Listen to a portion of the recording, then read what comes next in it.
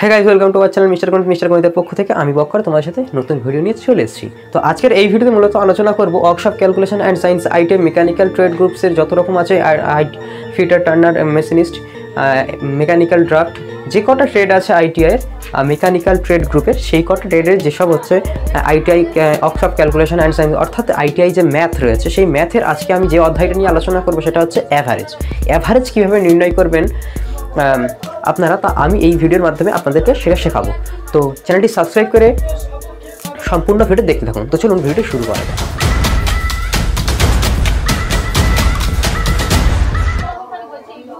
তো প্রথমে দেখুন যে অ্যাভারেজটা কীভাবে আমরা নির্ণয় করব, যে কোনো কিছুর গড় নির্ণয়। অ্যাভারেজ মানে কি? গড়।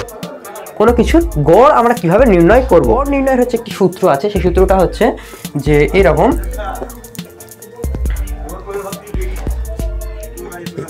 এভারেজ সমান সমান যে A plus B plus C plus D, আরও যেগুলো থাকবে সেগুলো সব, এছাড়া এন মানে কি হচ্ছে? এন মানে হচ্ছে যতগুলো সংখ্যা এখানে আমার থাকবে সেগুলোকে একসাথে বলবো কি? এন। এখানে এন যতগুলো, মানে যতগুলো সংখ্যা এখানে থাকবে, এখানে A B C D E F G H I G একদম যতগুলো, সেই 100টা যদি এখানে সংখ্যা থাকে তাহলে 100টাই হবে। তাহলে যদি এখানে বলা যায় যে 1 2 3 4 5 এদের গড় নির্ণয় করতে, তাহলে কি করব?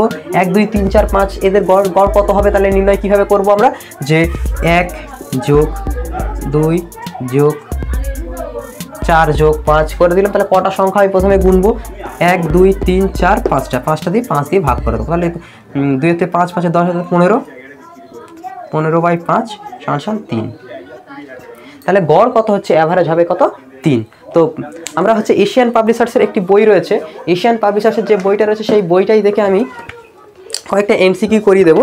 যে এখানে প্রথম প্রশ্ন যেটা, এই হচ্ছে এশিয়ান পাবলিশার্সের বই, আমি দেখিয়ে দিচ্ছি। এটা হচ্ছে মেকানিক্যাল ট্রেড গ্রুপের যত রকম রয়েছে, যেমন হচ্ছে for fitter, turner, machinist, mech র্যাক, এমভিবি মেশিনিস্ট, জিআর, ডিম্যান, mech and all trades of capital goods and manufacturing sector. এই যে সেক্টরগুলো আছে সমস্ত মেকানিক্যাল ট্রেড গ্রুপের, সেগুলো সবই রয়েছে। তো এই বইটা খুবই ভালো, এনএসকিউ লেভেল 5 এর বই। তো আপনারা কিনতে পারবেন এই বইটি। পর হচ্ছে অ্যানুয়াল এআইটিটি এক্সাম, মানে যে একদম 2 বছরের শেষে যে পরীক্ষাটা হবে, সেই পরীক্ষার অনুযায়ী এইগুলো প্রস্তুতি নেওয়া যেতে পারে। তো প্রথম প্রশ্নটা যেটা হচ্ছে সেটা আমরা একটু বের করি। প্রথম প্রশ্ন যেটা বলছে, আমি স্ক্রিনে দিয়ে দিচ্ছি দরকার পড়লে। প্রথম প্রশ্ন বলছে যে find the average of the following 878711975788।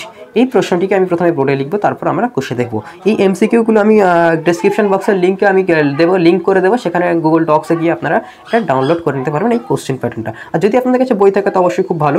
তো প্রথম প্রশ্ন যেটা, সেটা হচ্ছে যে এখানে কী কী সংখ্যা রয়েছে। আমি প্রথমে যেটা বলেছি অ্যাভারেজ নির্ণয়ের যে সূত্রটা, সেটা হচ্ছে কি? যে কটা সংখ্যা আছে সবকে যোগ করব, পরপর যোগ আকারে লিখব।